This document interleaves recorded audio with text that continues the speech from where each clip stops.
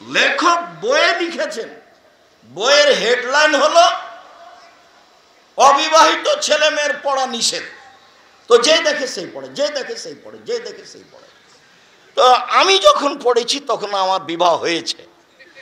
এখন লেখা আছে, ভরা পেটে স্ত্রী মিলন হলে ছেলে ভ্যাংচা হয়, সফরের পূর্বে স্ত্রী মিলন হলে ছেলে টেরা হয়, চন্দ্র সূর্য গ্রহণের সময় স্ত্রী মিলন হলে ছেলে কানা হয়। একবারে পুরো আলোচনা মিথ্যা। কোরআনের সরাসরি বিপরীত। কোরআনে আল্লাহ বলছেন, তোমাদের স্ত্রী তোমাদের ক্ষেত, তোমাদের স্ত্রী তোমাদের জমি, তোমরা তোমাদের জমিতে আসো তোমাদের ইচ্ছে মতো, ভরা পেটে কি, সফরের পূর্বেই কি, চন্দ্রগ্রহণ লাগলেই কি, আর না লাগলেই কি, এই কথা আল্লাহ বলেন, আর লেখক বই এই কথা বলেন। পরচুলা দিয়ে বড় করে চুল দেখালো, শিষ্টাচার কাকে বলে? ভুরু তুলে চিকন করলো, সৃষ্টির পরিবর্তন করলো, শিষ্টাচার কাকে বলে? দাঁত ছিলে সমান করলো, শিষ্টাচার কাকে বলে? ব্রেসিয়ার ব্যবহার করে নিজেকে কম বয়সের দেখালো, শিষ্টাচার কাকে বলে? উঁচু স্যান্ডেল পরে নিজেকে লম্বা মেয়ে দেখালো, শিষ্টাচার কাকে বলে? শিষ্টাচার জামা পায়জামার সময় ডান হাত ঢোকাতে হবে, তার নাম শিষ্টাচার। পায়জামা প্যান্টের সময় ডান প্যান্টটা আগে ঢোকাতে হবে, তার নাম শিষ্টাচার। ডান পায়ের জুতা পরতে হবে, তার নাম শিষ্টাচার। বাম পায়েরটা খুলতে হবে, তার নাম শিষ্টাচার। মসজিদে আগে ডান পা দিতে হবে, তার নাম শিষ্টাচার। বের হওয়ার সময় বাম পা বের করতে হবে, তার নাম শিষ্টাচার। দোয়া পড়ে টয়লেটে যেতে হবে, তার নাম শিষ্টাচার। দোয়া পড়ে বের হতে হবে, তার নাম শিষ্টাচার। ডান কাতে দোয়া পড়ে শুইতে হবে গালে হাত দিয়ে, তার নাম শিষ্টাচার। পা উত্তর দিকে আছে না দক্ষিণ দিকে আছে না পশ্চিম দিকে আছে কোনো প্রয়োজন নাই। ডান হাতে গিলাস ধরে পানি খেতে হবে, তার নাম শিষ্টাচার। 3 শ্বাসে পানি পান করতে হবে, তার নাম শিষ্টাচার। শিষ্টাচার যে কি জিনিস, শিষ্টাচার এখন হলো ঘোড়ার ডিম। ঘোড়ার ডিমও দেখা যায় না, বাপও জানে না শিষ্টাচার কি জিনিস, মাও জানে না শিষ্টাচার কি জিনিস। শিষ্টাচার যে কি জিনিস, বাপে বিবাহ দিয়েছে, স্বামীর কাছে গেছে, সেই জন্য ছেলে হয়ে গেছে, ও এখন ছেলের মা, ও একজন হস্তিনী মা। ও কি বোঝে ধর্মে কর্মে, তা তো জানা নাই। সম্মানিত দিনী বৈঠকের দিনী মুসলিম ভাই বোন, প্রশংসা আল্লাহর জন্য, শান্তি অবতীর্ণ হোক আল্লাহর রাসূলের উপর সাল্লাল্লাহু আলাইহি ওয়াসাল্লাম। আজকের দিনী বৈঠকে সংক্ষিপ্ত সময়ে বক্তব্যের বিষয় নারীদের মর্যাদা, মহিলাদের সম্মান মর্যাদা নিয়ে এক গুরুত্বপূর্ণ সংক্ষিপ্ত তথ্যবহুল বিবরণের চেষ্টা করব ইনশাআল্লাহুল আজিজ। আমাদের সাথে আনুষঙ্গিক প্রাসঙ্গিক আরো কিছু দু একটি কথা থাকতে পারে। আল্লাহ তাআলা মহিলাদের সৃষ্টির কারণ উল্লেখ করে বলেন, অমিন আয়াতিহি আন খালাকালাকুম মিন আনফুসিকুম আজওয়াজান। আমি আল্লাহর নিদর্শন হচ্ছে মানুষের মধ্য থেকেই মানুষের স্ত্রীদেরকে সৃষ্টি করা হয়েছে। আল্লাহ তাআলা মানুষের মধ্য থেকেই মানুষের স্ত্রীদেরকে সৃষ্টি করেছেন। এইটা আল্লাহর একটা নিদর্শন। কেন? যাতে করে তোমরা,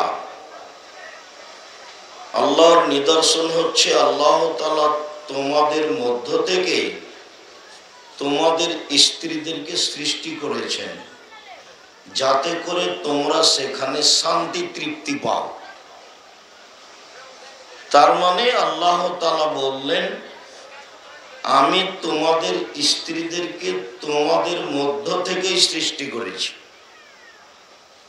যাতে করে তোমরা সেখানে শান্তি তৃপ্তি পাও। নারী স্ত্রী হচ্ছে শান্তি তৃপ্তির মাধ্যম।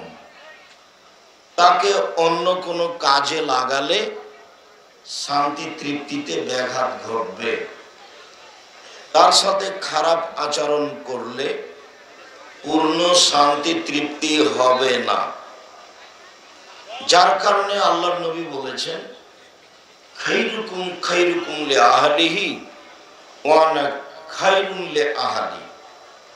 সবচেয়ে ভালো মানুষ তোমাদের মাঝে ওরা যারা তাদের স্ত্রীদের কাছে ভালো। যেসব স্ত্রী স্বামীদেরকে খুব ভালোবাসে, শ্রদ্ধা করে, সম্মান করে, মূল্যায়ন করে, ভদ্র নম্র ব্যবহারের অধিকারী বলে তাদের আত্মা বিশ্বাস করে, সেই হলো ভালো মানুষ।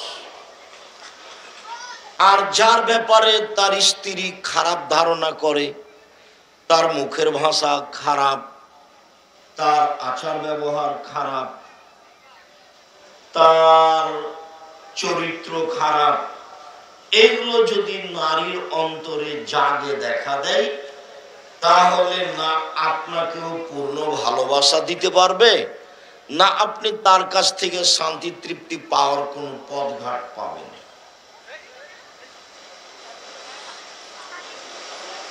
যার কারণে আল্লাহর নবীকে জিজ্ঞাসা করা হয়েছিল, হাকিম ইবনে মুআবিয়াল কোশাইরি তিনি বলেন যে আমি একদিন বললাম, আল্লাহর নবী, মা হাক্ক যাওজাতে আহাদিনা আলাইহি, আমাদের স্ত্রীরা আমাদের কাছে কি পায়, আমরা কি হক আদায় করব। এই ছেলে,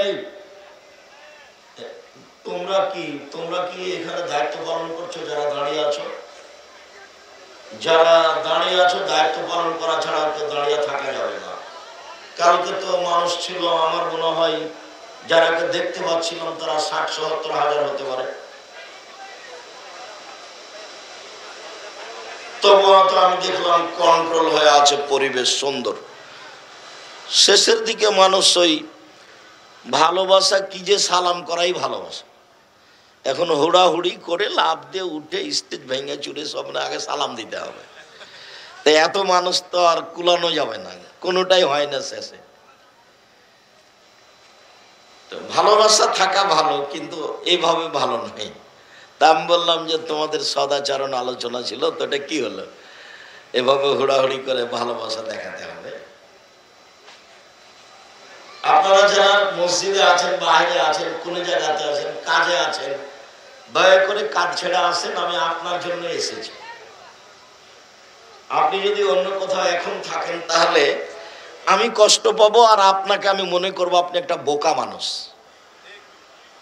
আপনার বুদ্ধি আছে, এটা আমি মনে করতে পারবো না।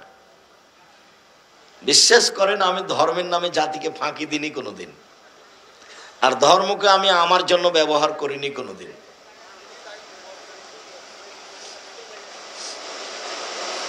সম্মানিত দিনী ভাই বোন, আপনাদের কাজ ত্যাগ করে যে কোনো কর্ম, যে কোনো জরুরি কর্ম ত্যাগ করে চলে আসেন, বসে আলোচনা শোনেন।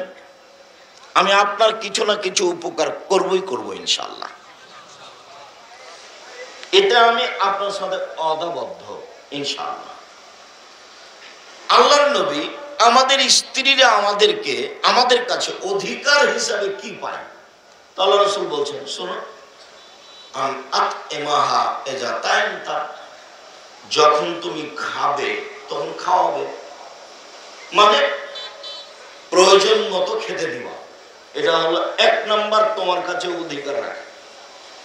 এ ভাষা মানুষে বলেও যে তার স্ত্রী তার ভাত খাবে না, এটা এভাবে আছে, মানে সংসার করবে না।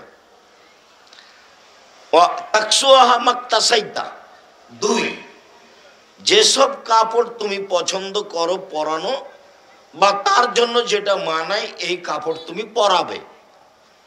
তাহলে 1 নাম্বার হলো খাওয়া ব্যবস্থা দিতে হবে। ওকে খাওয়ার উপার্জন করা লাগবে না। ও যদি চাকরি করে, ব্যাংকে যায়, এখানে যায়, সেখানে যায়, তাহলে ওটা কেটে গেছে, যেটা আল্লাহ দিয়েছেন, যে উদ্দেশ্যে আল্লাহ তাকে সৃষ্টি করেছেন সেটা থাকবে না, সেটা কেটে গেছে। সেটা হলো আপনাকে শান্তি তৃপ্তি দেওয়া। তখন সে নিজেই যদি টাকা ইনকাম করে তাহলে সে একবার বাপ মার কথা ভাববে, একবার ভাইদের কথা ভাববে, আবার ভাববে যদি আমাকে তালাক দিয়ে দেয় তাহলে আমার সব টাকা এখানে খরচ করে কি হবে, সংসার কতদিন চলবে কে বা জানে, নানান কথা, সন্তান হবে কিনা। এই পয়সা উপার্জন হলে অনেক পথ মাথায় যাবে, তখন এগুলো এলোমেলো হয়ে যাবে। তো তুমি খাওয়াবা উপার্জন করে, তুমি পড়াবা উপার্জন করে। 2 3 ওলা তুকাব্বে, কটু কথা বলবো না। কটু কথা, তোমার মা ভালো আচরণ করেনি, তোমার বাপ টাকা দিতে চেয়ে দেয়নি, তোমার রংটা কালো, তোমার ঠোঁট মোটা, তোমাকে আমাকে ভালো লাগে না, এইসব কথা যাতে ও কষ্ট পাবে তার নাম হলো কটু কথা। সত্য সত্যই যদি শান্তি তৃপ্তি টিকাতে চান তাহলে কটু কথা বলা হবে না, সব সময় আদর করতে হবে। আদর, ওরা এত আদরের, ওরা এত আদরের, ওরা হচ্ছে বগুড়া সোনাতলা হাটের আদরের মালসা, ওদের আদর করতে হয়, ওদের ভালোবাসতে হয়, ওদের ঘেরে রাখতে হয়, ওদের ঢেকে রাখতে হয়। ওরা দামি বস্তু, ওদের এখানে সেখানে যেতে দিতে হয় না। ওরা হচ্ছে আলমারা তো আওরা, মহিলা হচ্ছে ঢেকে রাখা বস্তু, ওকে ঢেকে রাখতে হয়। এরপরে তিনি বললেন আলা তাজরিবিল ওয়াজহা, মুখের উপরে মারবা না। মারাও যদি লাগে, মারার বিষয়টি এসেছে, যখন আদর কাজ করবে না তখন মারার বিষয়টি আসতে পারে। কোরআনেও এসেছে, হাদিসও এসেছে। আদর কাজ না করলে এক পর্যায়ে সংসার সুন্দর করার জন্য এটা করতে হবে মর্মে আল্লাহও কিছু বলেছেন, আল্লাহর নবীও কিছু বলেছেন। 5 নম্বরে বলেছেন ওয়ালা তাহজুর ইল্লা ফিল বাইতে, তোমাদের বাড়ি ছাড়া কোথাও যেতে দিবা না, কোথাও থাকতে দিবা না। মায়ের বাড়ি যেতে পাবে না, খালার বাড়ি যেতে পাবে না, বোনের বাড়ি যেতে পাবে না, আত্মীয় স্বজনের বাড়ি যেতে পাবে না, জরুরি প্রয়োজন ছাড়া বাড়ি ত্যাগ করতে পাবে না। হাট বাজার তো বহু দূরের কথা, হাট বাজার করে বেড়ায় ওদের বউ যারা কাপুরুষ, যাদের শরীরে আছে পুজ, রক্ত নেই, আত্মমর্যাদা বলে তার কোনো জিনিস নাই, তার বউ বাজারে যায় সারাদিন ধাক্কা খায়, তাকে একটু খারাপ লাগে না, তাকে একটু কেমন কেমন লাগে না? তার মানে তার আত্মমর্যাদা বলে যেটা জিনিস, যেটা খারাপ লাগা উচিত, সেটা তার ভিতরে নেই, ওটা কেটে গেছে। তখনও পশু প্রাণীর মতো বোঝেও বোঝে না, ওরা অন্তর আছে বোঝে না, দেখেও দেখে না, ওরা চক্ষু আছে দেখে না, শুনেও শোনে না, ওরা কান আছে শোনে না। উলাইকা কাল আনআম, তারা পশু প্রাণীর মতো, তারা গরু ছাগলের মতো, তারা কুকুর শ্রীগালের মতো, বালহুম আযাল, বরং তার চেয়ে খারাপ। আল্লাহ বলছেন মানুষ স্ত্রীর মান মর্যাদাও নিজেই বুঝে না। আল্লাহ তাআলা বলেন নিসাউকুম হারসুল লাকুম ফাতু হারসাকুম আন্না শাইতুম, পৃথিবীর মানুষ তোমাদের স্ত্রী, তোমাদের ক্ষেত, তোমাদের জমি, যেহেতু ও শান্তি তৃপ্তির বস্তু, কাজে তোমরা তোমাদের স্ত্রীদের কাছে আসো তোমাদের ইচ্ছা মতো, সকালেই কি, বিকালেই কি, দুপুরেই কি, ভরা পেটেই কি, সফরের পূর্বেই কি, চন্দ্র সূর্যগ্রহণ লাগলেই কি আর না লাগলেই কি, ঋতুবতী ব্যতীত তোমরা তোমাদের স্ত্রীদের কাছে আসো তোমাদের ইচ্ছে মতো। আমি তাদেরকে তোমাদের শান্তি তৃপ্তির জন্য সৃষ্টি করেছি। এর দাম আছে, এইসব কথার কে দাম দিবে? মানুষ তো পশু প্রাণীর মতো খাই থাকে। বাপ তো মেয়ে জন্ম দিয়ে তার মাথায় জেগেছে সব সময় যে মেয়েকে বড় ডাক্তার করতে হবে, এই নিয়ে সে ব্যস্ত। 5ম শ্রেণী পাস করার পরে 3টা প্রাইভেট মাস্টার আছে, 9ম 10মে 5 জন প্রাইভেট মাস্টার আছে। ইন্টার পাস করার পরে বিশ্ববিদ্যালয়ে ভর্তি হওয়ার জন্য যে কয়েকটা সাবজেক্টে পরীক্ষা দিবে সেই কয়েকটা মাস্টার রেখেছে মেয়েকে পড়ানোর জন্য। বাপের অজান্তে কখন মেয়ের বিবাহ হয়ে গেছে বলে তারা ভাবছে, বাপ এটা ভাবছে। তো বাপ তো আর বুঝে না যে মেয়ে আল্লাহ কি জন্য দিয়েছেন। বাপের এটা জানাও নাই, বাপ ভাবেও না যে মেয়ে যে আল্লাহ সৃষ্টি করেছেন কেন, বা তার লাভই কি, তার লাভ লস কি। তো পরে যেটা বলতাম এখনই আপনাকে মধ্যে বলে রাখি, আনাস রাদিয়াল্লাহু তাআলা আনহু বলেন, রাসূল সাল্লাল্লাহু আলাইহি ওয়াসাল্লাম বলেছেন, মান আলা জারিয়াতাইনি হাত্তা তাবলুগা, কেউ যদি দুইটা মেয়ের লালন পালন করে, তাকে দিন ধর্ম বিদ্যা শিখিয়ে দেয়, শিষ্টাচার শিখিয়ে দেয়, বিবাহ শাদী দিয়ে দেয়,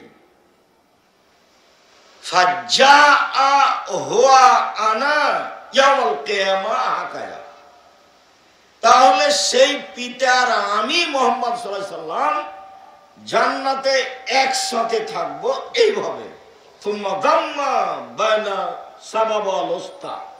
দুইটা আঙ্গুল ইশারা করে দেখালেন আর দুইটাকে জমা করে দিলেন। শোনো, কেউ যদি দুইটা মেয়ের লালন পালন করে, সেই বাপ আর আমি জান্নাতে একসাথে এইভাবে থাকবো। এই অধিকার মেয়ে লালন পালন করা ছাড়া আর কোনো পথ দেওয়া হবে না। তো সিরিয়াল আরো দুই তিনটা কথা বলি, তাহলে ধরা পড়বে ভালোভাবে।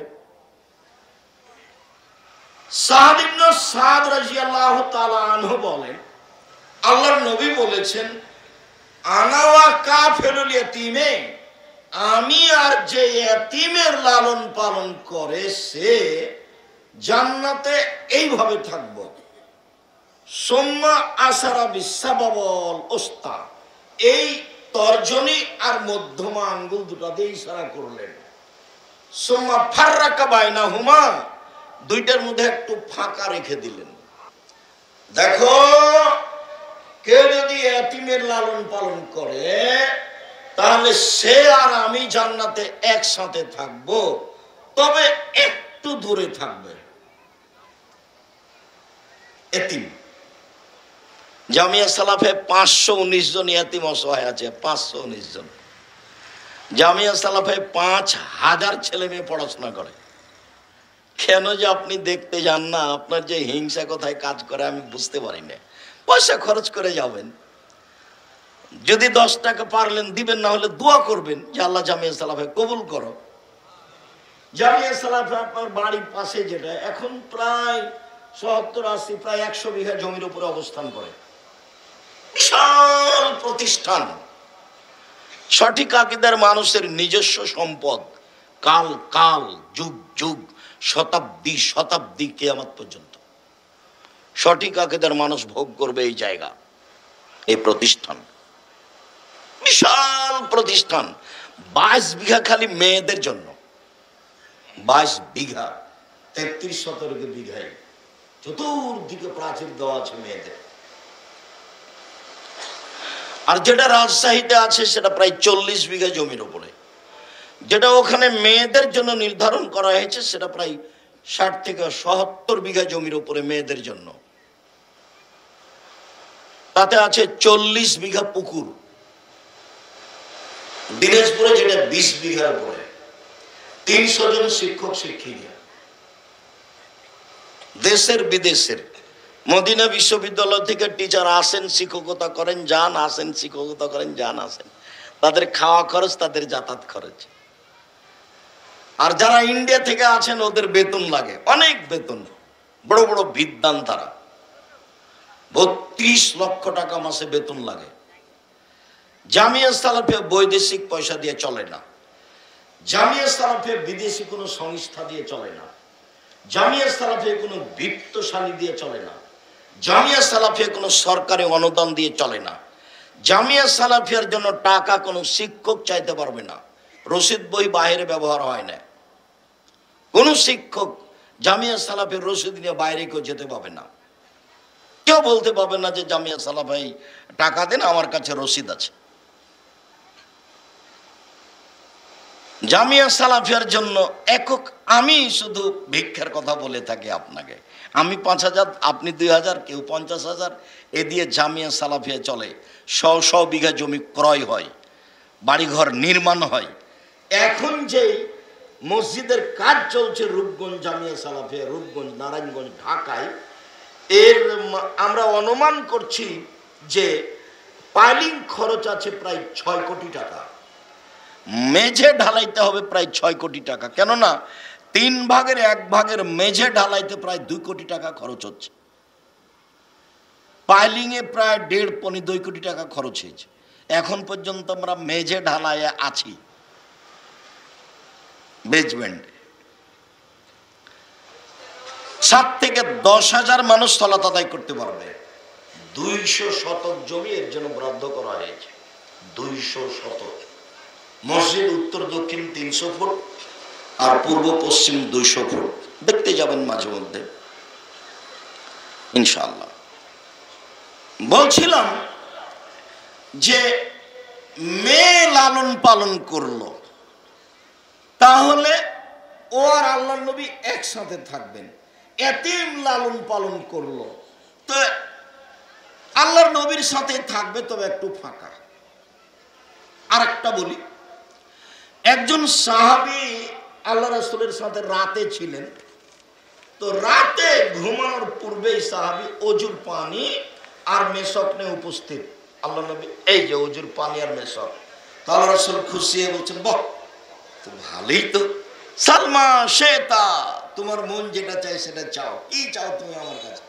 তোমার আচরণে আমি খুশি হয়ে গেছি, তুমি কি চাও? তখন সাহাবী বলছেন, আসআলুকা মুরাফাতাকা ফিল জান্নাহ, আপনার সাথে জান্নাতে থাকতে চাই। এইটা হলো দাবি। তখন আল্লাহ রাসূল বলছেন, আওয়া গায়রা যালিক, না না না না না, এটা নয়, এটা নয়, অন্য অন্য অন্য চাও, অন্যটা। তার মানে আল্লাহ নবী গায়েবের খবর জানেন না। ও যে কি বলবে তার আসলে জানা নেই। তো এটা না, অন্য চাও। তখন সাহাবী বলছেন, হুয়া দাকা, ওটাই চাই, ওটাই চাই। তখন আল্লাহ রাসূল বলছেন, আইন্নি বিকাসরাতিস সুজুদ, তাহলে যে হবে না, রাতে তাহাজ্জুদ পড়ো, বেশি বেশি নিয়মিত তাহাজ্জুদ পড়ে আমাকে সাহায্য করো, তাহলে আমি তোমাকে নিয়ে থাকতে পারবো সাথে। যেই সাথে থাকাটা কেউ চাইলে নিয়মিত রাতে তাহাজ্জুদ পড়তে হবে, তারপরেও হবে কি না, তুমি আমাকে সাহায্য করো। আমার সাথে থাকতে চাইলে আমাকে সাহায্য করো, তাকেই সাহায্য করতে হবে। অথচ এত বড় পাওয়ারফুল মানুষ, যা বলবেন তাই হবে বিচারে না। এরপরে বলছেন আমাকে সাহায্য করো, তার সাথে থাকতে হলে এই মানে যেতে হবে। এতিম লালন পালন করে থাকতে পারা যাবে, তবে ফাঁকা। আর 2টা মেয়ে যদি লালন পালন করেন, বিবাহ শাদী দিয়ে দেন, বাস একবারে। মেয়ের কে দাম দিবে? আরেকটা বলি, তারপরে বলছি। আবু সাঈদ খুদরি রাদিয়াল্লাহু তাআলা আনহু বলেন, আল্লাহর নবী বলেছেন, মান আলা সালাসা বানাতিন, কেউ যদি 3টে মেয়ের লালন পালন করে, ফাআল্লামাহুন্না, তাকে বিদ্যা শিখিয়ে দেয়, ও আদাবাহুন্না, তাকে শিষ্টাচার শিখিয়ে দেয়, আহসানা ইলাইহিন্না, তার সাথে ভালো আচরণ করে, দাখালাল জান্নাহ, ওর পিতা জান্নাতে যাবে। 1, 2, কুন্না লাহু সিতরান মিনান নারে, বিচারের মাঠে মেয়ে 3টি পিতার জন্য জাহান্নাম থেকে অন্তরাল হয়ে যাবে। ওইদিকে জাহান্নাম, এইদিকে মেয়ের পিতা, আর মেয়েরা 3 জন এখানে। আগে আমার বাপকে জান্নাতে দেন, তারপরে কোনো কথা। এমন ভাবে শক্তভাবে বেঁকা হয়ে যাবে মেয়েরা, কোনো কথাই নয়। আগে আমার আব্বাকে জান্নাতে দিতে হবে, তারপরে কোনো কথা। এই যে দাঁড়িয়ে গেলাম, ওইদিকে জাহান্নাম আছে, আর এদিকে মেয়ের পিতা আছে, এরা মধ্যে আছে। কি বুঝলেন? মানে আগে জান্নাত ঘোষণা হতে হবে বাপের, তারপরে কোনো কথা। 10টা ছেলেকে যদি লালন পালন করেন, মাস্টার ডিগ্রি পাস করান, 1 পয়সা নাকি হবে না। পড়াবো কেন? জন্ম দিয়েছেন এই জন্য। না পড়ালে যত অন্যায় করবে সব আপনার হবে। ওর জন্মের দিন থেকেই শুরু হবে। জন্মের দিন থেকে তাহানিক করতে হবে, পরহেজার মানুষের মাধ্যম দিয়ে একটু খেজুর চাবিয়ে বাচ্চার মুখে দিয়ে দিতে হবে। জন্মের 7 দিনের 7ম দিনে আকিকা দিতে হবে, দিতেই হবে। চাঁপাই নবগঞ্জের ভাষাতে আপনি তো আকিকা দিবেন, আপনার বাপকে দিতে হবে, মানে দিতেই হবে। এটা বাপের জিম্মেদারি। ভিক্ষা করে দিবেন, কর্জ করে দিবেন, কানা ছাগল দেন, না ল্যাংড়া দেন, না কোড়া দেন, না 2 মাসের দেন, নাহলে আধা মরা দেন, মরে এমনটা দেন, দিতেই হবে জন্মের 7ম দিনে।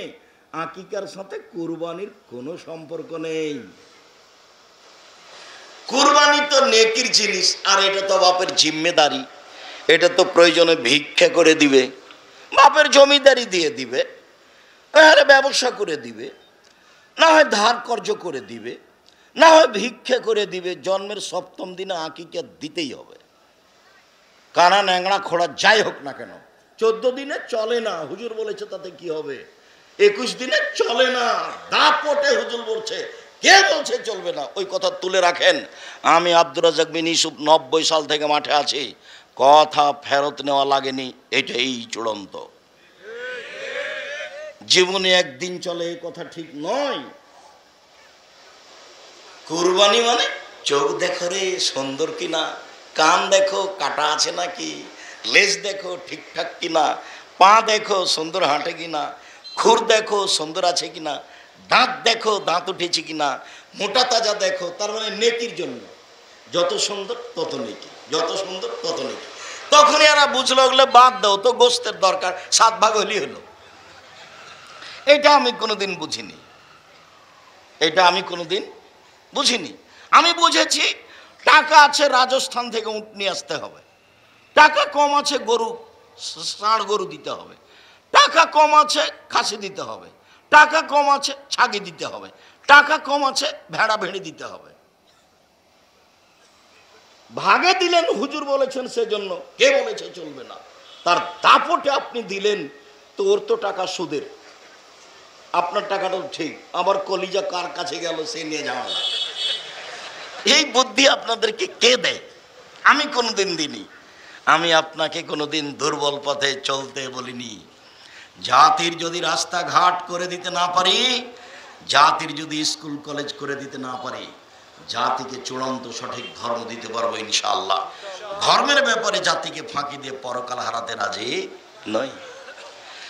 3টে মেয়ে হলে এত কিছু, মধ্যে একটা কথা বিরাজ করছে, সেটা হলো শিষ্টাচার।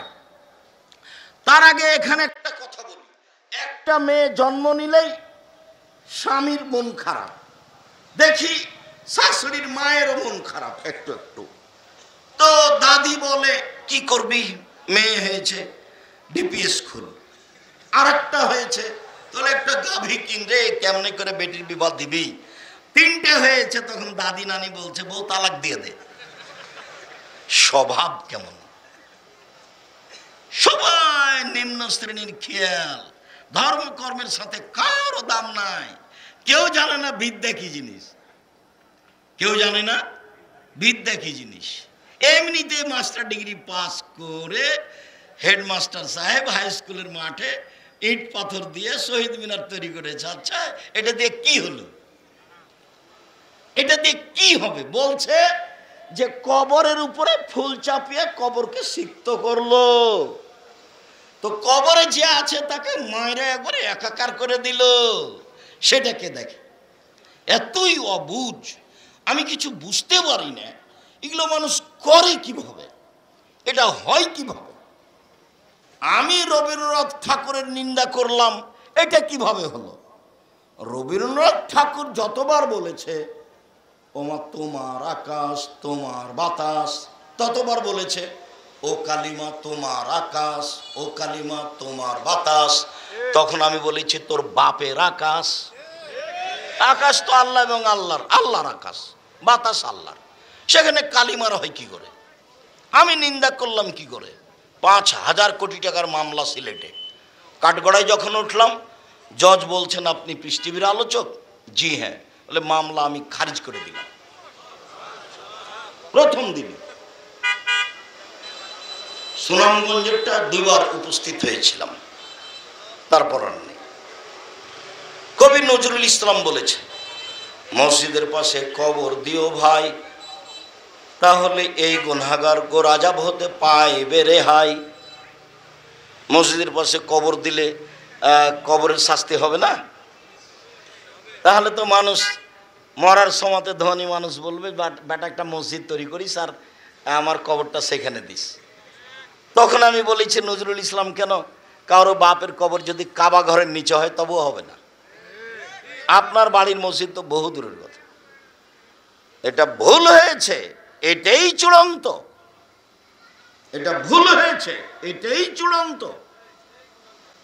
লেখক বইয়ে লিখেছেন, বইয়ের হেডলাইন হলো অবিবাহিত ছেলে মেয়ের পড়া নিষেধ। তো যে দেখে সেই পড়ে, যে দেখে সেই পড়ে, যে দেখে সেই পড়ে। তো আমি যখন পড়েছি তখন আমার বিবাহ হয়েছে। এখন লেখা আছে, ভরা পেটে স্ত্রী মিলন হলে ছেলে ভ্যাংচা হয়, সফরের পূর্বে স্ত্রী মিলন হলে ছেলে টেরা হয়, চন্দ্র সূর্য গ্রহণের সময় স্ত্রী মিলন হলে ছেলে কানা হয়। একবারে পুরো আলোচনা মিথ্যা। কোরআনের সরাসরি বিপরীত। কোরআনে আল্লাহ বলছেন, তোমাদের স্ত্রী তোমাদের ক্ষেত, তোমাদের স্ত্রী তোমাদের জমি, তোমরা তোমাদের জমিতে আসো তোমাদের ইচ্ছা মতো, ভরা পেটে কি, সফরের পূর্বেই কি, চন্দ্রগ্রহণ লাগলেই কি আর না লাগলেই কি, এই কথা আল্লাহ বলেন। আর লেখক বইয়ে এই কথা বলে। লেখকের কথা দেখলে খালি আমার পুঁথির গানের কথা মনে পড়ে। পুঁথির বই আমাদের এলাকাতে চাঁপাইনবাবগঞ্জে গরমের দিনে বাড়ির সামনে চত্বরে পড়া হতো পুঁথির বই। 6 মাসের রাস্তা মর্দ 6 দিনে গেল, ঘোড়ায় চড়িয়া মর্দ হাঁটিয়া চলিল। 6 মাসের রাস্তা মর্দ 6 দিনে গেল, ঘোড়ায় চড়িয়া মর্দ হাঁটিয়া চলিল। পুঁথির কোন? ফাতেমা কান্দিয়া কয়, আজ বুঝি হুসাইন কারবালাতে শহীদ হয়। ফাতেমা কান্দিয়া কয়, আজ বুঝি হুসাইন কারবালাতে শহীদ হয়। যেদিন হুসাইন রাদিয়াল্লাহু তাআলা আনহু ইরাকের মাটিতে কারবালার মাঠে শহীদ হন, তার 49 বছর আগে ফাতেমা মারা গেছে। উনি কি করে কেঁদে বলতে পারেন? এইটা যা হুজুরের বই কলম তাই, হুজুরের বক্তব্য তাই। এই আলোচনা আজকে নয়, এখানে এইটুকু থাকলো।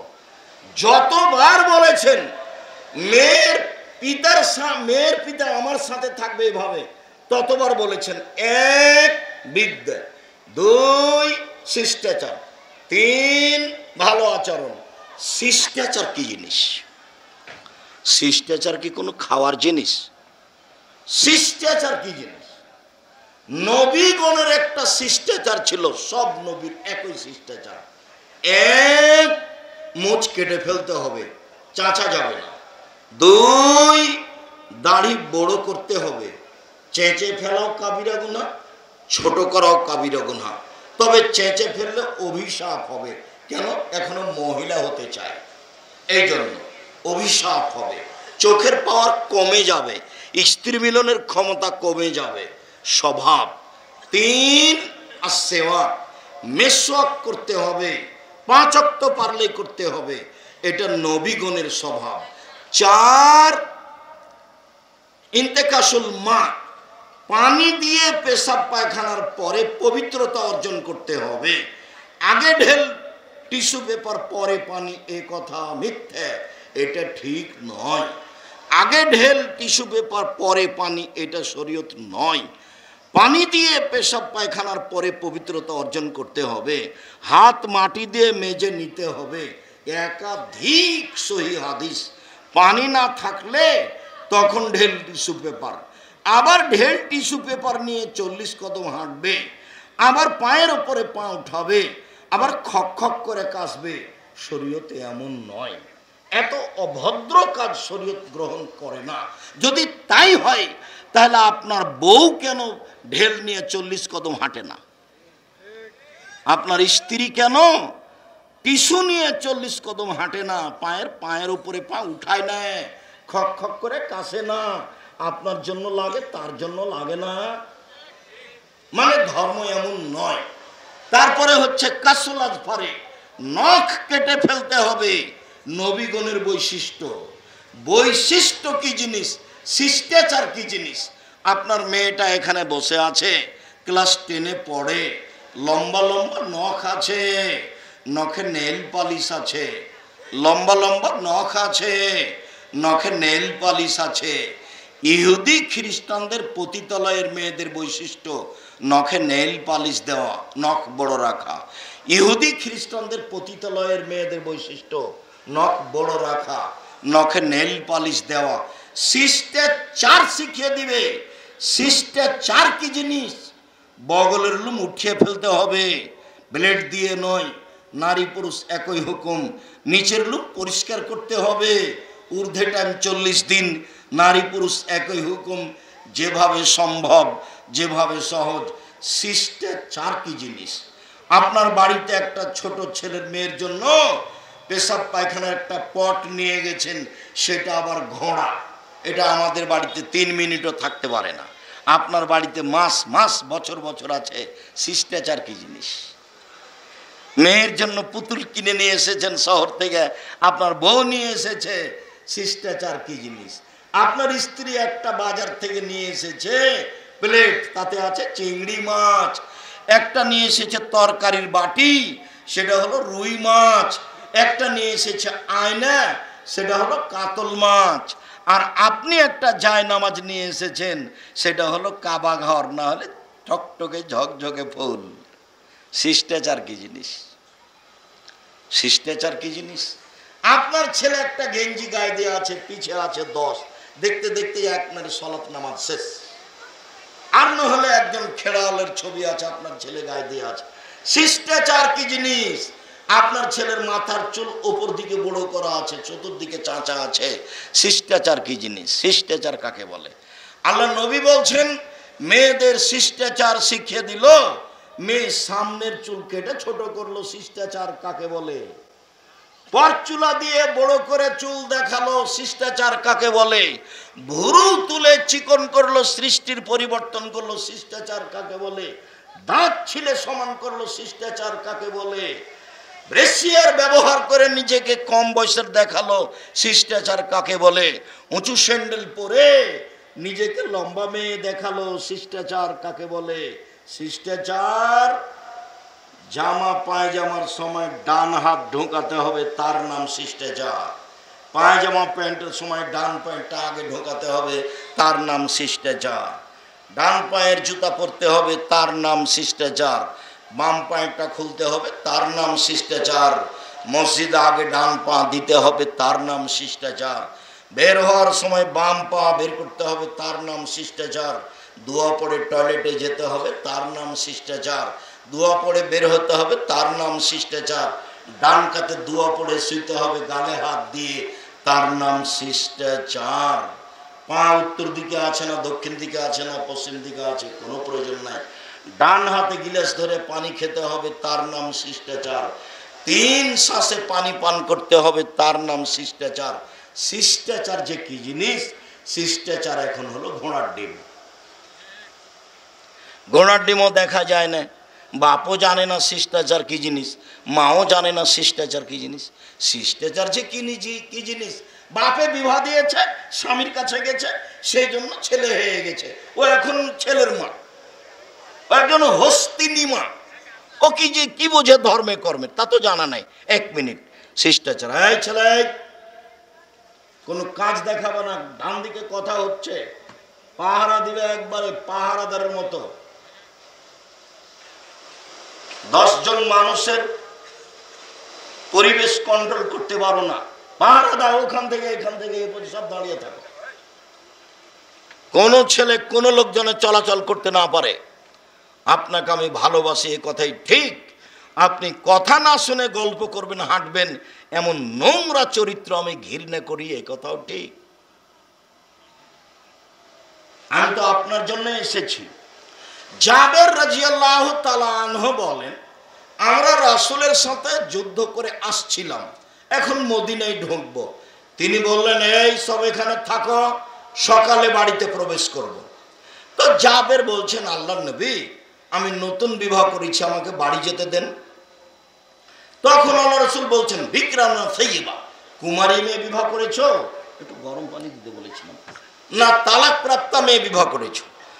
তো জাবের বলেন, আল্লাহ নবী, আমি তালাক প্রাপ্তা বেশি বয়সের মেয়ে বিবাহ করেছি। তাহলে রাসূল বলেন, হাল্লা বিকরান তুলায় বোকা, তুমি কম বয়সের কুমারী মেয়ে কেন বিবাহ করলে না? তুমি তার সাথে খেলতে, ও তোমার সাথে খেলতো। তুমি কম বয়সের কুমারী মেয়ে কেন বিবাহ করলে না? তুমি তার সাথে খেলতো, তোমার সাথে খেলতো। আল্লাহর নবীর 13 জন স্ত্রীর মাত্র একজনই অবিবাহিতা, বাকি সবই বিবাহিত, 2 বার 3 বার। তার মধ্যে ওনার যেটা স্ত্রী সবচেয়ে দামি, তার 3 নম্বর স্বামী হচ্ছেন মুহাম্মদ সাল্লাল্লাহু আলাইহি সাল্লাম। আগে 2 জন পার হয়ে গেছে। তিনি কে? আমি তো বক্তব্য বিভিন্ন সময়ে বলেছি, আয়েশা রাদিয়াল্লাহু তাআলা সবচেয়ে দামি। বিবরণে বোঝা যায় যে খাদিজা রাদিয়াল্লাহু তাআলা পৃথিবীতে সবচেয়ে দামি মহিলা। হাওয়া থেকে নিয়ে কিয়ামত পর্যন্ত পৃথিবীর সবার চেয়ে দামি মহিলা খাদিজা। 1 মিনিট, বুখারী মুসলিমের হাদিস। আবু হুরায়রা রাদিয়াল্লাহু তাআলা আনহু বলেন, আতা জিবরাইল ইলান নবী সাল্লাল্লাহু আলাইহি সাল্লাম, জিবরাইল নবীর কাছে এসেছেন, এসে বলছেন, হাজিহি খাদিজা আতাতে লাইকা মাহা এনাউন ফিয়ে দামাতম, এই যে খাদিজা আপনার কাছে আসছে, তার সাথে একটা বাটি আছে, তাতে আছে খাদ্য, তাতে আছে তরকারি। স্ত্রী স্বামীর জন্য আনছেন, খাদিজা আপনার জন্য আনছেন। খাদিজা, এই যে খাদিজা আপনার কাছে আসছেন, তার হাতে আছে একটা বাটি, তাতে আছে তরকারি, তাতে আছে খাদ্য। শোনেন, ফাইজা আতাত ইলাইকা, যখন আপনার কাছে চলে আসবে খাদিজা, তখন আপনি বলবেন, জিবরাইল বলছেন আমাদের নবীকে, জিবরাইল আমাদের নবীকে বলছেন, যখন খাদিজা আপনার পাশে চলে আসবে, তখন আপনি বলবেন, খাদিজা ইয়াকরা আলাইকা রাব্বুকা তাকরা আলাইকা সালাম মিন ওয়া আলাইকা সালাম মিন রাব্বিকা ওয়া মিন্নি। খাদিজা, তোমাকে আল্লাহ সালাম দিয়েছে। তো খাদিজাকে বলে দিবেন, আমার পক্ষ থেকে সালাম আর আল্লাহর পক্ষ থেকে সালাম। অবশ্যের হবে বাইতিন ফিল জান্নাহ, আর জান্নাতে একটা ঘরের কথা বলে দিবেন, হীরা মুক্তা মাণিক্য দিয়ে তৈরি, যেখানে কোনো হইচই নেই, যেখানে কোনো কষ্ট ক্লেশ নেই। শোনেন, এই যে খাদিজা আসছে, তাকে বলে দেন, খাদিজা তোমাকে আল্লাহ সালাম দিয়েছেন, খাদিজা তোমাকে জিবরাইল সালাম দিয়েছেন, খাদিজা তোমার জন্য জান্নাতে একটা ঘর তৈরি করা হয়েছে হীরা মুক্তা মাণিক্য দিয়ে, যেখানে কোনো হইচই নেই, যেখানে কোনো কষ্ট ক্লেশ নেই। মুহাম্মদ সাল্লাল্লাহু আলাইহি সাল্লাম আপনি খাদিজাকে বলে দেন। হাদিস বুখারী মুসলিম। আয়েশার কথা যখন এসেছে, তখন আল্লাহ রাসূল বলছেন, আয়েশা হাজা জিবরাইল ইকরাকা সালামা, এই যে জিবরাইল তোমাকে সালাম দিল। খাদিজা, এই যে জিবরাইল তোমাকে সালাম দিল। তখন খাদিজা বলছেন, ওয়া আলাইকা ওয়া আলাইহিস সালাম ওয়া রাহমাতুল্লাহ ওয়া তারা ওয়ালা নারা, জিবরাইলের উপরে সালাম, আপনার উপরে সালাম, জিবরাইলের উপরে রহমত। জিবরাইল তো সব কিছু দেখতে পান, আপনি দেখতে পান, আমরা তো কিছুই দেখতে পাই না, কোথায় জিবরাইল? আবার আল্লাহ রাসূল বলছেন, দেখো খাদিজার ব্যাপারে কিছু বলো না, একই বিছানে 3 জন থাকি, একই খাটে, 1 জিবরাইল, 2 আয়েশা। আয়েশার ব্যাপারে তোমরা কিছু বলো না, একই খাটে একই চকিতে 3 জন থাকি একসাথে, 1 জিবরাইল, 2 আয়েশা, 3 আমি, 3 জন এক বিছানে। তো জিবরাইলকে আমি দেখতে পাই না। আয়েশা কত দামি। আল্লাহ রাসূল বলছেন কামলা মিনার রিজালে কাসীর ওয়ালাম ইয়াকমুল মিন ইল্লা সালাসা, বহু পুরুষ বড় বড় জান্নাত পাবে, তবে নারীরা বড় জান্নাত পাবে না, মাত্র 3 জন। পুরুষেরা অনেক বড় বড় জান্নাত পাবে, তবে নারীরা বড় জান্নাত পাবে না, মাত্র 3 জন। এক, ইমরাত ফিরআউন, ফিরআউনের স্ত্রী আসিয়া। 2, বিনত ইমরান, ইমরানের মেয়ে মারইয়াম। 3, ফজলা আয়েশা আলা সাইরিন নিসায়ে কাফাজলি সারিদা আলা সাইরি তমে। আয়েশার সম্মান সকল মহিলার উপরে, সারিদ খাদ্য যেমন সকল খাদ্যের উপরে।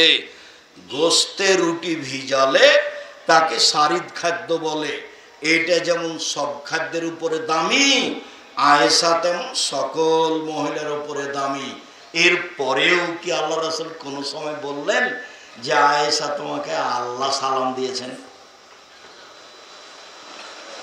আল্লাহ কাকে সালাম দিয়েছেন? খাদিজাকে।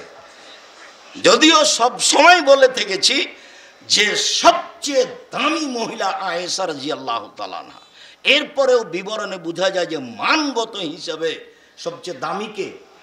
খাদিজা রাদিয়াল্লাহু তাআলা। তো কোথা থেকে কথা এসেছে ভুলে গেছেন মনে হয়, যে আল্লাহ নবী বলছেন এই কুমারী মেয়ে বিবাহ করলে না কেন? কুমারী মেয়ে কেন বিবাহ করলে না? তুমি তার সাথে খেলতো, তোমার সাথে খেলতো। যেই নবী এই কথা বলেন তার 11 জন স্ত্রী, কয়জনের আগে বিবাহ হয়েছিল? 12 জনের। একজন শুধু অবিবাহিতা ছিলেন, কে? আয়েশা রাদিয়াল্লাহু তাআলা। এরপরে যিনি সবচেয়ে দামি উনি আল্লাহ নবী তার কত নাম্বার স্বামী? 3 নম্বর। উনি হলেন পৃথিবীতে সবচেয়ে দামি মহিলা। তার আগে কয়জন স্বামী পার হয়ে গেছে? 2 জন পার হয়ে গেছে। দেখেন গরম বেশি নাকি?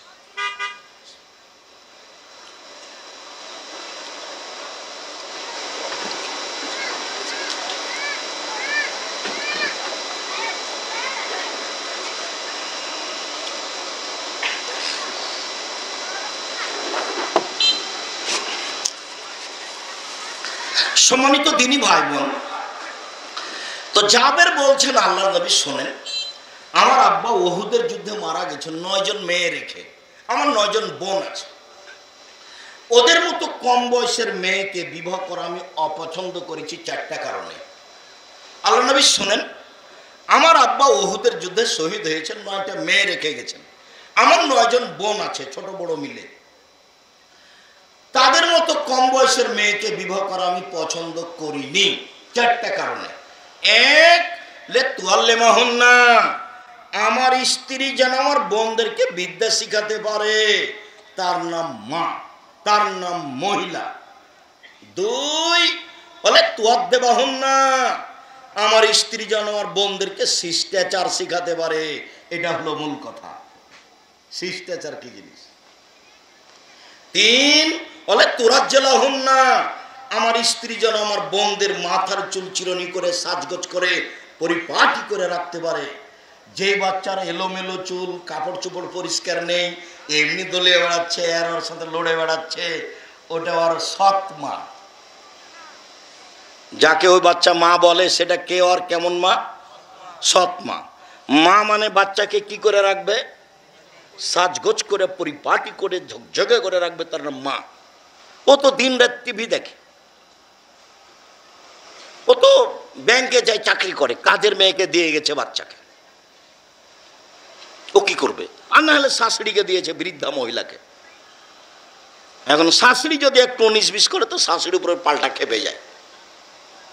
শাশুড়িও দেখছে যে আর তো কোনো জায়গা নাই, এই ছেলের কাছেই থাকতে হয় এখন আমাকে, স্বামী তো নাই, বাড়ি ঘর তো সব গেছে, এখন ছেলের কাছেই থাকতে হবে।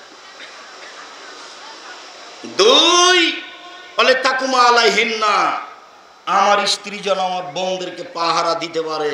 মা 1, বিদ্যা শিখাবে মা। 2, শিষ্টাচার শিখাবে মা। 3, বাচ্চাকে সাজগোজ করে পরিপাটি করে রাখবে। 4, মা বাচ্চাকে পাহারা দিবে। আপনার স্ত্রী আসলে মা নয়, হস্তিনী মহিলা, হলো হস্তিনী মহিলা। ওকে খালি বাজার করতে দাও, 1 কেজি বেগুন নিয়ে আসে, যদি 5টা যদি বেগুন ধরে 5টায় রান্না করে কেটে।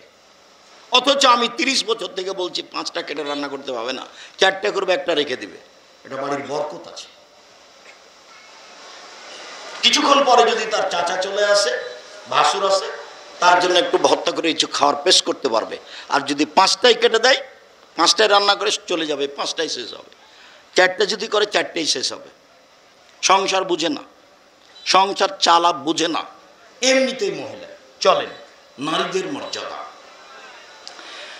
আবু হুরায়রা রাদিয়াল্লাহু তাআলা আনহু বলেন, রাসূল সাল্লাল্লাহু আলাইহি ওয়াসাল্লাম বলেছেন, তুনকাহুল মারাতু লিআরবাইন, মেয়েদেরকে বিবাহ করা হয় 4টে জিনিস দেখে। আমি মুহাম্মদ সাল্লাল্লাহু আলাইহি ওয়াসাল্লাম কখনো 4টে জিনিস দেখতে বলিনি। মেয়েদেরকে বিবাহ করা হয় 4টে জিনিস দেখে। বাপ মেয়েকে দেখতে পাবে না, জনগণ মেয়েকে দেখতে পাবে না, শুধুমাত্র যে বিবাহ করবে সেই দেখতে পাবে। মেয়েদের বিবাহ করা হয় 4টে জিনিস দেখে। 1, মেয়েটা বংশীয় কিনা। 2, মেয়েটা ধনী ঘরের কিনা। 3, মেয়েটা সুন্দরী কিনা। 4, মেয়েটা ধার্মিকা কিনা। ফাজফারবে জাতির দিন। পৃথিবীর মানুষ, আমি শুধু একটা প্রাধান্য দিলাম, স্বামীরা দেখে 4টে, আর আমি মুহাম্মদ সাল্লাল্লাহু আলাইহি ওয়াসাল্লাম বলি একটা।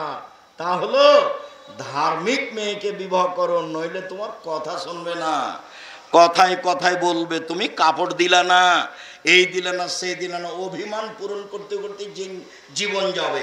আর একবার যদি অভিমান পূরণ না করতে পারেন, তাহলে শয়তান আপনার বউকে বলবে, তোর এই কথা মানে না, তোর এই কথা মানে না, তোর এই কথা মানে না।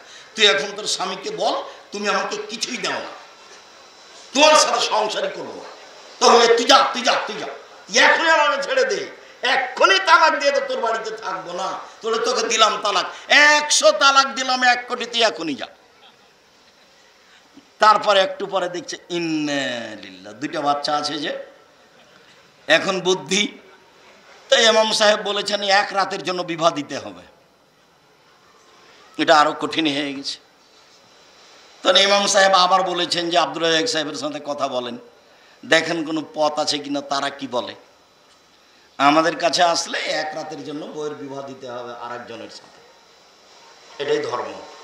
তারা বলছেন আল্লাহ মাফ করে, 1 বৈঠকে 1 কোটি তালাক হলে একটাই, 30 দিনে 1 কোটি তালাক হলে একটাই।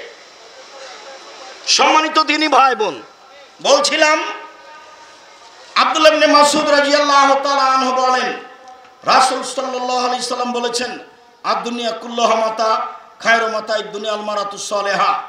পৃথিবীতে সবচেয়ে দামি সম্পদ হচ্ছে নারী। সারা পৃথিবী সম্পদ, সবচেয়ে দামি সম্পদ হচ্ছে নারী। সারা পৃথিবী সম্পদ, সবচেয়ে দামি সম্পদ হচ্ছে নারী। হাদিস বুখারী মুসলিম। এইসব বাক্যের কে দাম দিবে? মহিলাদের মান সম্মান এত নিচে চলে গেছে যে একবার ছেলের কাছে লাথি খায়, স্বামীর কাছে খায়, রাস্তাঘাটে ঘুরে, গার্মেন্টসে দিন কাটায়। বেগম রোকিয়া বলেছে, অবরোধ বাসিনী, মাঠে নামো, মান মর্যাদা উপার্জন করো মাঠে, পুরুষদের পাশে দাঁড়াতে হবে। আরো অনেকেই বলেছে। তাই রংপুরের আর একজন মহিলা বলেছে, কেন হব অবরোধ বাসিনী? সম অধিকার নয়, মর্যাদা চাই। সম অধিকার নয়, মর্যাদা চাই। সব জায়গাতে অফিসে নারী পুরুষ একসাথে থাকবে, এর নাম সম অধিকার। মানে মানিজ্যত বিক্রি করে জেনার সাথে থেকে নাকি সম অধিকার। দিন রাত জেনা করে, মান মর্যাদা বিক্রি করে, পায়ের নিচে থেকে লাথি খেয়ে, গার্মেন্টসে হাজারো জনের সাথে জেনা করে নাকি মান সম্মান বজায় রেখেছে। ভুল হিসাব, নারী কবরে গেছে তার স্বামীর কারণে, তার বাপের কারণে, তার অযোগ্য বাপ, তার অযোগ্য স্বামী। তার বাপকে আল্লাহ নবী বলেছেন, আনফিকালা রিয়ালিক মিন তাওলিক, তুমি তোমার ছেলে মেয়েকে শিক্ষা দাও, মানুষের মতো করে গড়ে তোলো, তোমার পয়সা খরচ করে জমিদারি করে ছেলে মেয়ে মানুষ করো, নইলে দিন মজুরি করে মানুষ করো, নইলে ব্যবসা করে মানুষ করো, নইলে ভিক্ষা করে ছেলে মেয়েকে মানুষের মতো মানুষ করো, তোমার মেয়ে ভিক্ষা করতে পাবে না, তোমার মেয়ে গার্মেন্টসে যেতে পাবে না। রাস্তাঘাটে টোকাই দেখা যায় অযোগ্য বাপের কারণে, কাপুরুষ ঘৃণিত বাপের কারণে। মাস্টার ডিগ্রি ছেলেকে পাস করানোর পরে খালি চেয়ে আছে যে মেয়ের বাপ কি কি দিবে, বাড়ি দিবে, গাড়ি দিবে, জমি দিবে, জায়গা দিবে, মোটরসাইকেল দিবে, চাকরি দিবে। তো লজ্জা হয় না আপনার? বাপ বেটা ভিক্ষা করে খাবেন, পরের টাকা নেবেন কেন? আমি তো 30 বছর আগে বলেছি, ভিক্ষা করা টাকা দিয়ে চাউল কিনে ভাত খেয়ে বাদাত কবুল হবে। ভিক্ষা করা টাকা দিয়ে চাউল কিনে ভাত খেয়ে বাদাত কবুল হবে। যৌতুকের টাকা দিয়ে চাউল কিনে ভাত খেয়ে বাদাত কবুল হবে না। যৌতুকের টাকা দিয়ে চাউল কিনে ভাত খেয়ে বাদাত কবুল হবে না। আগামীকাল সন্ধ্যা হতে হতে খাট খাটলা, চকি বাক্স, আলমারি, মোটরসাইকেল, সাইকেল, টাকা পয়সা যা নিয়েছেন তা ফেরত দিতে হবে 24 ঘন্টায়। কাপুরুষ, কাপুরুষের সন্তান, কাপুরুষ। তোমার বাপের মুখ কালো হয়ে আছে দেখো। ভিক্ষা করে খাবা বাপ বেটা, ভিক্ষা করে খাবা কেন? বাপ বেটা মানুষের বাড়িতে কাজ করে খাবা। তুমি আমাকে বলো, আমিও ছেলেদের বিবাহ দিয়েছি, ওর বাবার ক্ষমতা আছে একটা ঘড়ির কথা বলতে পারে আমার সামনে। সাহসী করবে না ছেলের শ্বশুরেরা, আর সাহসী নেই যে আপনারা এই হিসাবে একটু কিছু দিব কি, সাহসী করতে পারবে না, মুখ ফুটানো সাহসী করতে পারবে না। আর আপনি আগে থেকে বলছেন কি কি দিবেন, ভিক্ষা করে খাবেন বাপ বেটা। কেউ যদি এলাকায় ভিক্ষা না দেয়, ট্রেন স্টেশনে যাবেন, ট্রেন স্টেশনে গিয়ে মানুষের কাছে হাত পাবেন, অপরিচিত মানুষ কিছু টাকা দিয়ে দিতে পারে। আব্দুর রাজ্জাক সাহেব এভাবে বলছেন কেন? আমি এইভাবে বলে আপনাকে খাটো করতে চাইনি। আপনি বলেন কাজ করে খাবো আব্দুর রাজ্জাক সাহেব, ভিক্ষা করবো না। আমিও তাই বলছি, কাজ করে খান, ভিক্ষা করতে হবে না। চকলেট বিক্রি করে ব্যবসা করেন, তারপরে কলা, তারপরে কাপড়, তারপর কোটি কোটি টাকা। ব্যবসার শুরু থেকে নিয়ে শেষ পর্যন্ত ধনী হতে সময় লাগবে প্রায় 25 থেকে 30 বছর। আপনি রাতে রাতে ব্যবসা চালু করলেন, এটা কে আপনাকে এই হিসাব দিল? শুনুন, রাসূল সাল্লাল্লাহু আলাইহি ওয়াসাল্লাম বললেন, সাহাবীগণ বলছেন, লাউ আলিমতু আইয়ু মালিন আফজাল ফানাত্তাখিযাহু, যদি আমরা জানতাম দামি সম্পদ কোনটা, যাকাত লাগে না, সেটা জমা করে রাখতাম। যদি আমরা সাহাবীরা জানতাম দামি সম্পদ কোনটা, যেটা জমা করে রাখবো, যাকাত লাগে না, সেটা করতাম। যদি জানতাম দামি সম্পদ কোনটা, জমা করে রাখতাম, যাকাত লাগে না। তখন আল্লাহ রাসূল বললেন, শোনো, আফজালুল মাল আফজালুহু, সবচেয়ে দামি সম্পদ এক লিসানু যাকির, ওই বিভাজে, ওই জিহ্বা যে সুবহানাল্লাহ আলহামদুলিল্লাহ বলতে পারে, সেই জিহ্বা হচ্ছে সবচেয়ে দামি সম্পদ। এই কথাটা আবার ফিরে আসবো একটু। দুই, কালবুন শাকের, ওই অন্তর দামি সম্পদ, যে অন্তর যা উপার্জন করে তাতে বলে আলহামদুলিল্লাহ, যা উপার্জন করে তাতে কি বলে আলহামদুলিল্লাহ। তিন, ওই স্ত্রী দামি সম্পদ, যে স্ত্রী তার স্বামীকে দিনের উপরে সহযোগিতা করে। এক, এশার সালাতের পরে স্বামী অপেক্ষা করে, কখন আসবেন, কখন আসবেন, আপনার জন্য খাদ্য পানি নিয়ে বসে আছি। এশার সালাতের পরে রাত 9টা 10টাতে দুইজন ঘুমে যাবে, আবার রাত 3টায় দুইজন উঠবে, 2 রাকাত সালাত আদায় করবে দুইজন রাতে উঠে। তাহলে বড় বড় পরহেজগার যারা, ওদের একটা তালিকা আছে আল্লাহর কাছে, এদের দুইজনের নাম ওই তালিকায় লিখে দাও। বড় বড় পরহেজগার আছে। সম্মানিত দিনী ভাই বোন, 3 নম্বর দামি সম্পদ হলো ভালো স্ত্রী। 3 নম্বর দামি সম্পদ হলো ভালো স্ত্রী। এক, জিহ্বা, সবচেয়ে দামি সম্পদ। 2, কি ভুলে গেলে? অন্তর, অল্পতে সন্তুষ্ট এ অন্তর। 3, ভালো স্ত্রী। আল্লাহ নবী, এই ছেলে বসো, তুমি কি দেখাচ্ছ, তুমি কি কাজ দেখাচ্ছ আমাকে? আমি তো তোমার চেয়ে বেশি ক্লান্ত, আমি তো ঘুরে রাজশাহী যাব, একটু অপেক্ষা করো। তো প্রথমে বললেন সবচেয়ে দামি সম্পদ জিহ্বা। এখানে একটা কথা বলে থাকি, আল্লাহ রাসূলকে বলা হলো জাহান্নাম থেকে বাঁচার পথ কি, তখন তিনি বললেন মুখকে কন্ট্রোলে রাখো, জান্নাত পেয়ে যাও। মুখ আপনাকে বিপদে ফেলবে, যার জন্য চারটে জিনিস করবেন। 1, 5 ওয়াক্ত সালাত, 2, হালাল রুজি, 3, কোরআন তেলাওয়াত, 4, দুইজন যেখানে বসে আছে সেখানে বসবেন না, আড্ডা পিটা চিরদিনের জন্য হারাম। 1, 5 ওয়াক্ত সালাত, 2, হালাল রুজি, 3, কোরআন তেলাওয়াত, শুধুমাত্র সূরা ইখলাস হলেও 3 বার। 4, দুইজন যেখানে বসে আছে সেখানে বসবেন না, আড্ডা পিটা চিরদিনের জন্য হারাম। এশার সালাতের পরে গল্প করা ঘৃণিত কাজ, এশার সালাতের পরে কথা বলা ঘৃণিত কাজ, নোংরা কাজ, খারাপ কাজ। জরুরি প্রয়োজন ছাড়া এশার সালাতের পরে কোনো কথা হবে না। এশার সালাতের আগে ঘুমিয়ে যাওয়া ঘৃণিত কাজ, হাদিস বুখারী মুসলিম। এশার সালাতের পূর্বে ঘুমিয়ে যাওয়া ঘৃণিত কাজ। দামি সম্পদ স্ত্রী, রাসূল সাল্লাল্লাহু আলাইহি সাল্লাম বলছেন, শোনো, খায়রুন নিসা, সবচেয়ে দামি সম্পদ স্ত্রী আদেশ করলে, স্বামী আদেশ করলে মান্য করে। 2, স্বামী তার দিকে তাকালে হাসি মুখে কথা বলে। 3, স্বামী বাড়িতে না থাকলে নিজেকে হেফাজতে রাখে, কারোর সাথে মোবাইলে প্রেম প্রীতির গল্প করে না। সবচেয়ে দামি মহিলা, 1, স্বামী আদেশ করলে পালন করে। 2, স্বামীর সাথে কথা বললে হাসি মুখে বলে। 3, স্বামী যখন বাড়িতে থাকে না তখন নিজেকে হেফাজতে রাখে। আল্লাহ নবী বলছেন, নবীগণ জান্নাতে যাবেন, শহীদেরা জান্নাতে যাবে, সিদ্দিকেরা জান্নাতে যাবে, মহিলারা জান্নাতে যাবে। এই কথাটা বলে থামলেন না, আর একটু বললেন। শুধু যদি বলতেন মহিলারা জান্নাতে যাবে তাহলে তো ভালো ছিল। 1, নবীগণ জান্নাতে যাবেন।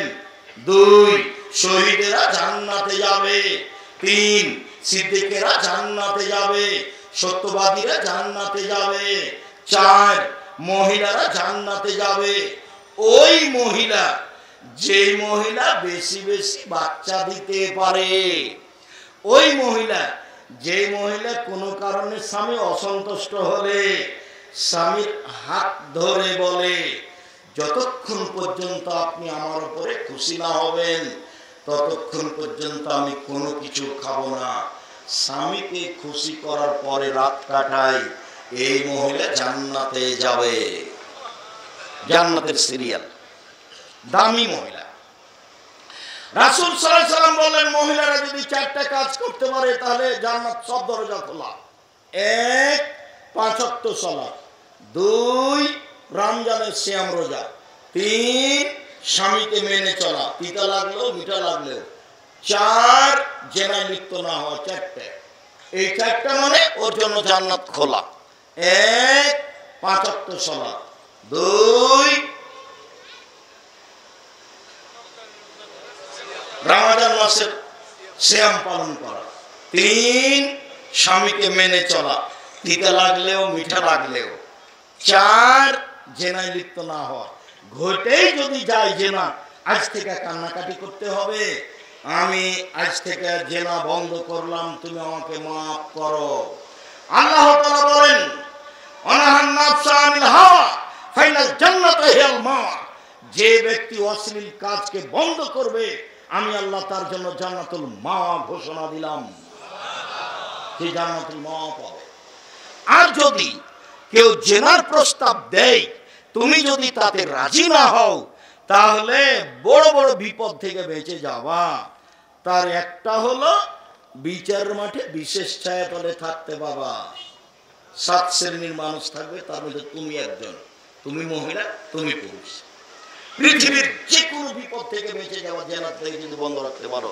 তারপর মানে বুখারী মুসলিমের হাদিস, ওই যে 3 জন আটকা পড়েছিল গর্তে, তো একজন বলল আমি বাপ মাকে ভালোবাসি, পাথরটা সরিয়ে দেন। আল্লাহ বললেন দিলাম। আর একজন বলল একটা কাজের লোক নিয়েছিলাম, অর্ধেক দিন কাজ করে চলে গেল, টাকা দিতে চাইলাম, নিল না। একদিন এসে বলছে পারিশ্রমিক দেন। তা বললাম ছাগলগুলো নিয়ে যাও। আমাকে বলছে মজাক করবেন না, একদিনের পারিশ্রমিক দেন। মজাক করিনি, সব নিয়ে যাও। তো তোমার জন্য যদি করে থাকি তো পাথর সরিয়ে দাও, বলে দিলাম। তার একজন বলছে আমার চাচাতো বোনের সাথে জেনা করতে চেয়েছিলাম, আমাকে বলেছিল এত স্বর্ণ মুদ্রা লাগবে। আমি হাড় ভাঙা পরিশ্রম করে স্বর্ণ মুদ্রা জমা করে আমি তাকে দিলাম। আমি জেনা করব বলে বসেছি, আমাকে বলছে দেখো তুমি আমাকে অসতী প্রমাণ করো না। যেমন এই কথা বলেছে তেমনি আমি জেনা করিনি, উঠে গেছে। আমি এই কাজ করিনি, পাথরটা সরিয়ে দাও, বলে দিলাম। হাদিস তো বুখারী মুসলিম। আপনি কি বিবেচনা করবেন? বিবেচনা তো আপনাকে করতে হবে।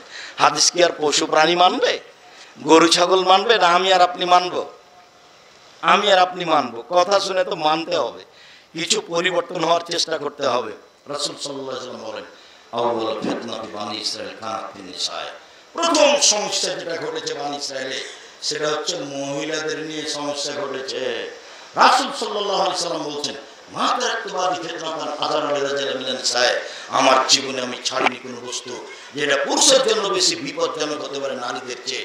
আমার জীবনে আমি ছাড়িনি কোনো বস্তু যেটা পুরুষের জন্য বেশি বিপজ্জনক হতে পারে নারীদের চেয়ে। নারী সবচেয়ে বিপজ্জনক বস্তু। রাসূল সাল্লাল্লাহু আলাইহি ওয়াসাল্লাম বলছেন মা রাআইতু মিন নাকিসাত আকলিন ওয়া দীনিন আযাবা মিন রাজুলিন হাযিম। আমি দেখিনি কোন বুদ্ধিমানের বুদ্ধি কম হওয়ার পরেও, বিদ্যা কম হওয়ার পরেও, বুদ্ধি কম হওয়ার পরেও বুদ্ধিমানের বুদ্ধিকে নষ্ট করতে পারে তোমাদের চেয়ে কেউ।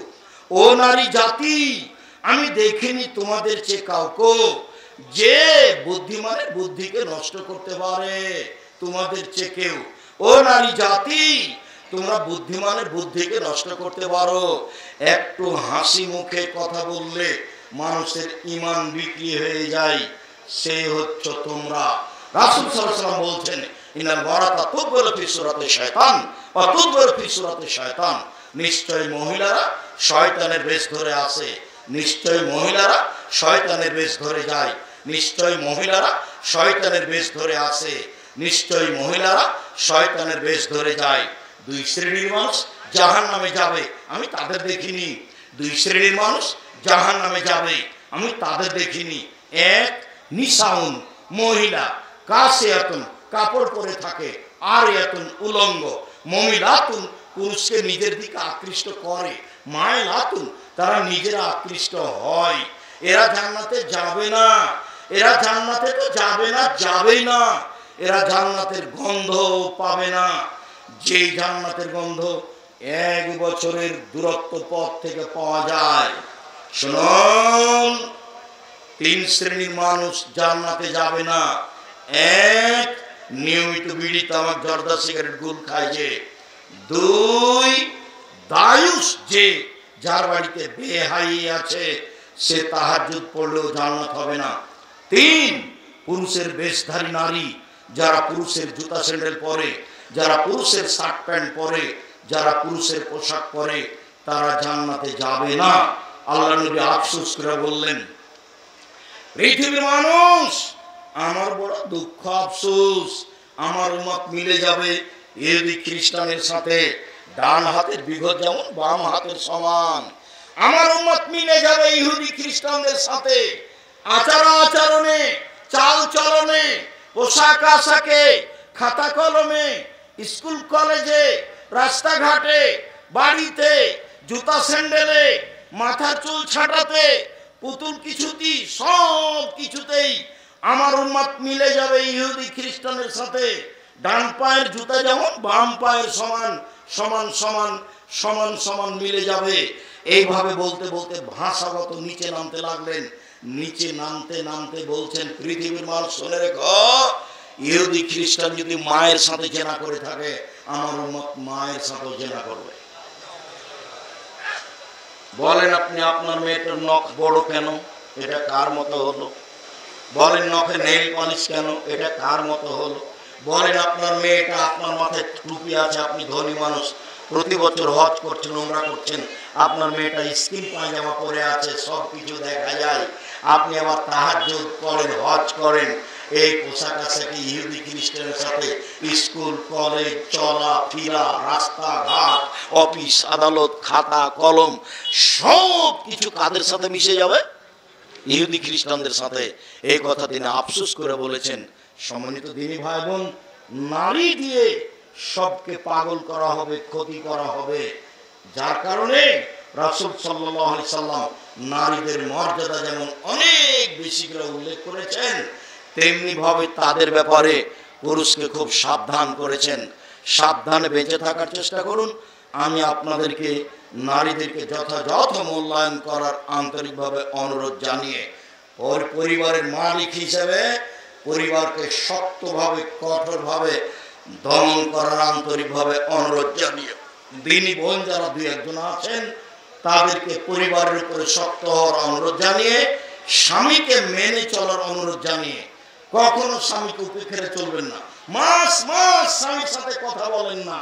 আব্দুর রাজ্জাক সাহেব, আপনি তো জানেন না আমার স্বামীর মুখ কত খারাপ, ওর মুখখান দেখার ইচ্ছা করে না, ও আমাকে এতই অকথ্য ভাষায় গালি দেয়। আমি আপনার ভাই বলছি, এরপরে আপনার স্বামীকে আপনি মেনে নেন, এটাই ভালো হবে। যদি মানতে না পারেন, আগামীকালকে কাজীর কাছে গিয়ে খোলা তালাক করে দেন। কথা বন্ধ করে ঝুলন্ত থাকিয়েন না। এক গ্লাস পানি দেওয়া লাগবে স্বামীকে। মেয়েকে বলছেন, খালেদা তোর বাপকে পানি দিয়ে। বৌমাকে বলছেন, খালেদা তোমার শ্বশুরকে পানি দিয়ে আস। কেউ যখন বাড়িতে নাই, নিরুপায়ে এক গ্লাস পানি নিয়ে যাচ্ছেন, সামনে ঠেককুস করে রেখে উঠে চলে যাচ্ছে। এরকম সংসার লাগবে না, এই সংসার চলবে না। আপনি এটা বন্ধ করেন। 30 দিন পরে অন্য জায়গাতে বিবাহ বসেন, কোনো সমস্যা নেই। কাজীর কাছে খোলা তালাক করে নেন, না হলে গ্রামের লোকের কাছে খোলা তালাক করে নেন, তার আপনার স্বামীকে জানিয়ে দেন। 30 দিন পরে বিবাহ বসেন, কোনো সমস্যা নেই। এইভাবে সংসার করা হবে না। স্বামীকে মেনেই নিতে হবে, এই অভ্যাসে আপনাকে ফিরে আসতে হবে। শিষ্টাচার আপনাকে গ্রহণ করতে হবে মা হিসাবে, বাচ্চাকে আপনাকে শেখাতে হবে। সম্মানিত দিনী ভাই বোন, বিষয়গুলি গুরুত্ব সহকারে দেখার জন্য আন্তরিকভাবে অনুরোধ জানিয়ে, জামিয়া সালাফের জন্য আন্তরিকভাবে দোয়া করার অনুরোধ জানিয়ে, এটা একটা প্রতিষ্ঠান গড়া হয়েছে ভালো খেয়ালে ছেলেমেয়েরা যেন দিন ধর্ম শিখে, মর্মে এলাকাবাসী যেন এই প্রতিষ্ঠানকে মূল্যায়ন করে, সাহায্য সহযোগিতা করে। ছেলে দিয়ে মেয়ে দিয়ে অর্থ সম্পদ দিয়ে নিজস্ব প্রতিষ্ঠান যথাযথভাবে মূল্যায়ন করার চেষ্টা করবেন। আমরা যে কথা বললাম সেগুলি মেনে চলার চেষ্টা করুন। আল্লাহ আমাদের যারা মারা গেছে, তুমি তাদের কবরের শাস্তি মাফ করো। আমরা যারা অসুস্থ তাদের আরোগ্য দান করো। আমরা যারা বেঁচে আছি, তুমি তাদেরকে তোমার রাসূলের পদ্ধতি অনুযায়ী চলার তৌফিক দান করো। এ দেশে শান্তি দাও। যারা এ দেশে অশান্তি ঘটাচ্ছে, তুমি তোমার ক্ষমতা দিয়ে তাদেরকে দমাও, যেভাবে তোমার পক্ষে সহজ সম্ভব হয়। তাদেরকে দমিয়ে তুমি দেশে নিরাপত্তা শান্তি দাও। তোমার দরবারে জোরালো দাবি দেওয়া রেখে আজকের আলোচনা এখানে শেষ করছি।